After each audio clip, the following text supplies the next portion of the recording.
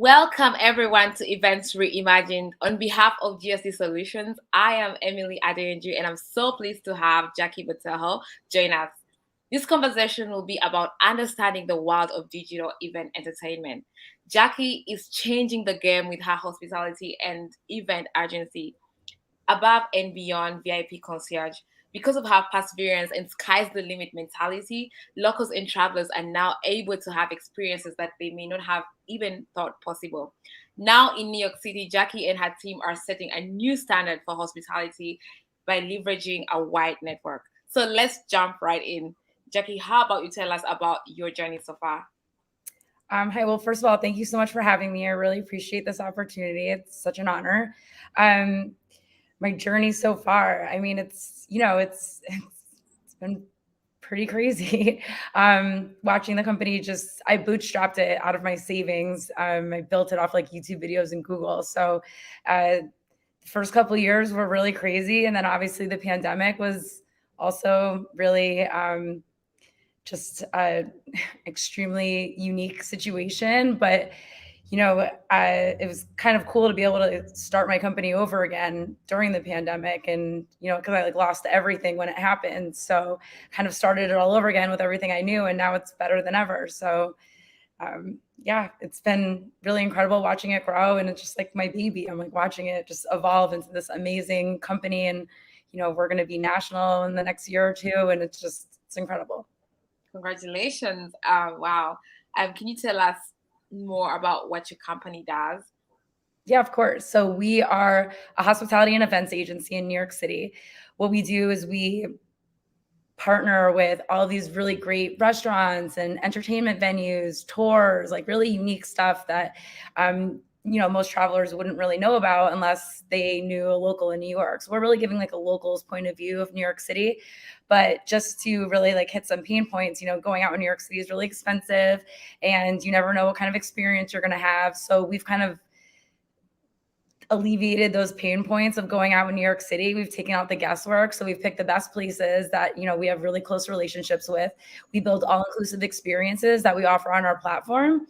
And they're great because the staff, they include gratuity. So staff is always taken care of. So they're always super happy to get our guests, which is creating a better experience.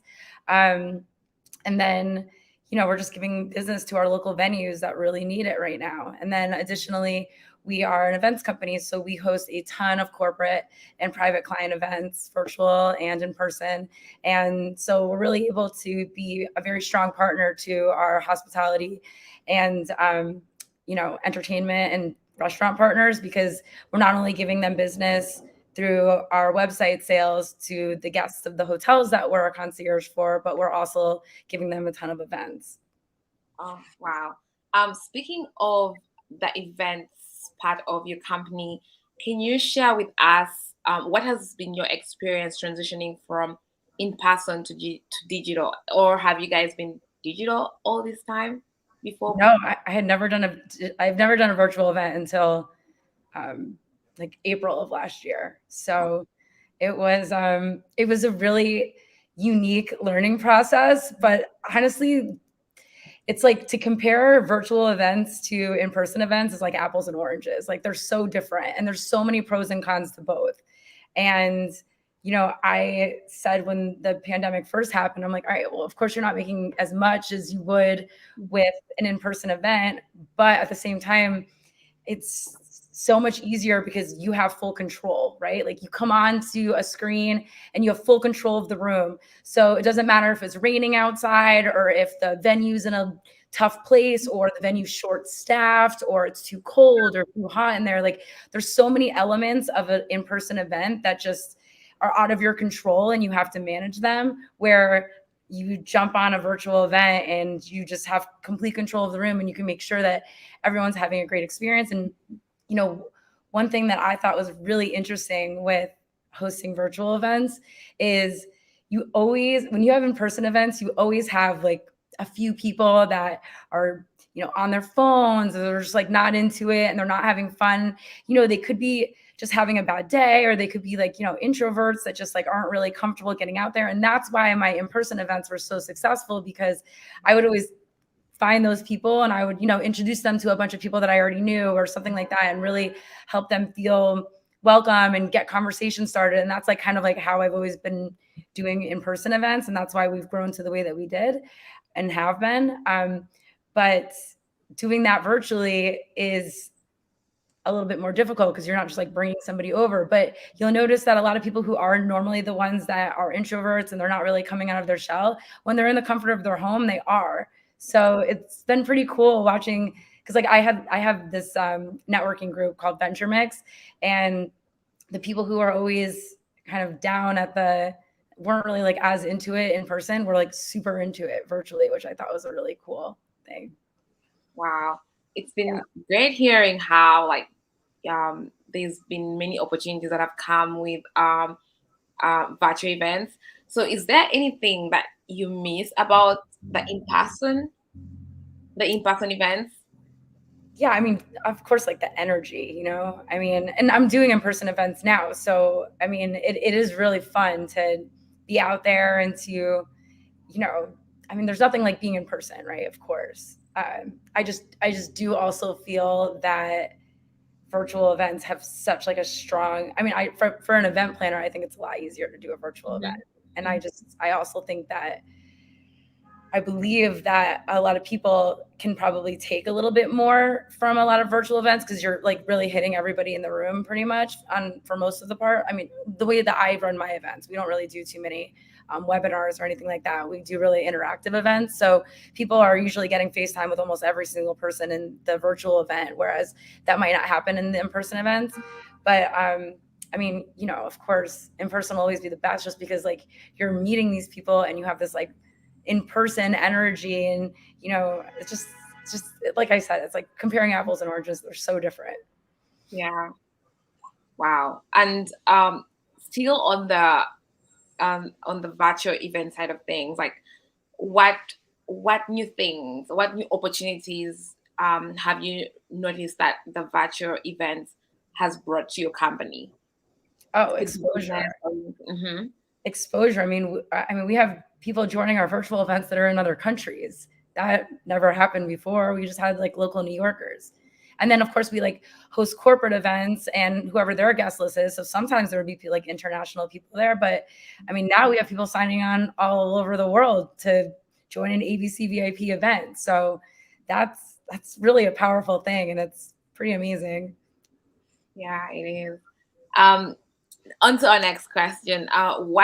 What should entertainers think about before transitioning to virtual events? Well, one thing that can get really tricky is time zones. So always keeping in mind the time zones, because that could be a very big level of confusion. It's happened a few times, not to me, but to other event planners that I know. And it's always been something I've been very scared of. So I always make sure I put like, it's this time EST, and then you list the different times in every time zone. Obviously, you don't have to list every country, but just, whatever you can.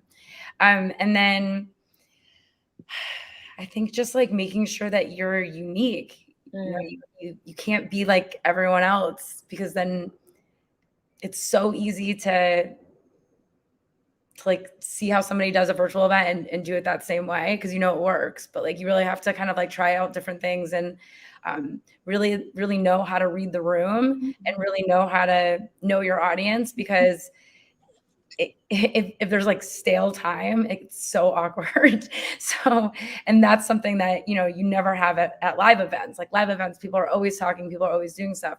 Virtual, if somebody said something weird, or, you're not prepared, like you always have a run of show, always, with your clients or with yourself, like however you do it.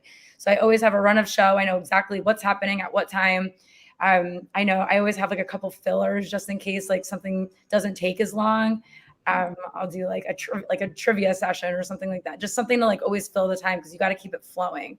If it stops for a second, it gets really awkward, and then it's really easy to get in your own head and be like, oh no one's having a good time, and then and I guess like another piece of advice that I would have is always know that the guests don't know what they don't know. Like they don't know how it's supposed to go necessarily. So if you kind of like own a mistake, then I can't tell you how many times I was like, oh, was that okay? And they were like, it was amazing. I'm like, well, it didn't go exactly right. They're like, yeah, but nobody noticed, like no one ever noticed. And that's what I always try to tell my clients to really, they always get so nervous before events in person and virtual. And I'm always like, don't worry. Like the guests don't know any different, like they don't know. And if this works out, great. If it doesn't, they don't know that it's not supposed to go exactly the way it is. So you really have to like make sure everybody just is very calm going into it and they just like flow with the way the event goes, because it's not always going to go the way it's planned, and you just have to roll with it and make sure that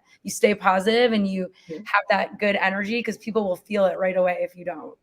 Yeah, I'm really interested in hearing more about like what you just talked about, like how like your advice on how like people who run events can try to not only mitigate the risks that come with running events, but how do you deal with them to to keep it going. So do you have any other advice in addition to just not always communicating what you didn't do right? Is there anything else that you think our viewers should know about? Or yeah, our viewers and also those people, any message that you'll have for event leaders who are trying to just focus on mitigating risks instead of saying how do we deal with them if they come up? Yeah, like I said, like I always have like a few like backup plans. Okay. You don't have to like redo it for every event, but like for every like networking event, I have a few backup like ideas that like I know I can just throw in there and it'll go seamlessly. For corporate events, if something happens, and like somebody doesn't show up or something, I have a few backup ideas, that I can kind of plug and play. But if, like I said, like with a networking event, if something happens where we had 10 minutes to do something and the client ended up finishing up in 6 minutes, that's like 4 minutes of empty time. I know like I can do a game of trivia really quick, or a quick scavenger hunt or something like that will just flow right into there, so they wouldn't even know that wasn't part of the show. I mean, obviously you structure your backups to what the theme of the event is, but that's my best advice. I always have a few backups because anything can happen. Wow, thanks for those tips. Have a few backups and always don't try to show that you've made the mistakes, and also be unique. That niche, I think, always helps you stand out. So that when you, always keep the positive energy. Like always keep the positive energy, because like people, especially like virtual events, I feel like people either love them or they hate them. And the ones that don't like them, they're on there, and you just have to make sure you have so much energy, or not like too much that it's like off-putting, but like you have enough that you're like really keeping it going, and like people are like hours flying by, and that's really where you need to make sure you stay. So I don't know what kind of headspace you need to be in before that camera goes on, but you need to make sure that you're like 199 to 100% the entire time. Yeah, until it's done. Well, before we wrap up, I'm curious to know. So we are hosting that Events Reimagined series, and based on your experience in the field, what do you think is the future of events? Do you see it like, how do you see? Do you see more of like virtual and in person? Do you see more of virtual? I'm curious to know what your thoughts are on the future of events. Well, I mean, like I don't want to give all my secrets away, but I will tell you that like I think hybrid events is the future. Like I'm having a launch party on November 16th, and we are also live streaming it because there's a lot of people who can't make it, or they're not comfortable making it. And honestly, like at the end of the day, COVID happened, and even when we're out of it and it's a distant memory, I never think that a day will go by that people can enjoy being in a crowded space, not thinking for 1 second, like, wow, like there could be like another, not like, global epidemic in this, I mean, like you just think like that. A lot of venues now have these COVID killing air sanitizing station. I mean, air filtration systems. And, every single time I have an in-person event, somebody asks about that. Like, they're like, well, what's their air filtration system like? So, it's never I don't think we're ever going to go back to the way it was before, where people just like are effortlessly like just going to events. So I really think that hybrid is definitely where I know I'm going to keep my company going. The events that we're doing, we're making them hybrid. And then any events that, we are doing for corporate clients or private clients. We're giving them the option to make it hybrid. Of course, it's going to be, an added price, so it might not hit their budget, but we want to be able to always give those options, because that's a really powerful thing to be able to offer is, if your loved ones or your, international clients or anybody can't make an event, they still should be a part of it. Yes, I totally agree with that. And I love the idea of hybrid. I guess it keeps the event business, Yeah. tap into any opportunity that comes in hybrid or in person. It was such a pleasure having you, Jackie, on our series, on our session Events Reimagined. And I would love our viewers to connect with you on your different platforms. Can you, mention to us any social media platforms you're using and your username, so that we can encourage our viewers to also follow you on on those platforms? Yeah, absolutely. So our social tags, pretty much on every Instagram, TikTok, LinkedIn, everything. It's ABC VIP NYC. And then obviously one word. And then our website is theabcvip.com. Yes, noted. Well, thank you, Jackie. And our viewers, stay tuned for more sessions. And it was a pleasure having you, Jackie. Thank you. Pleasure was mine. Sure, you're welcome. Yay.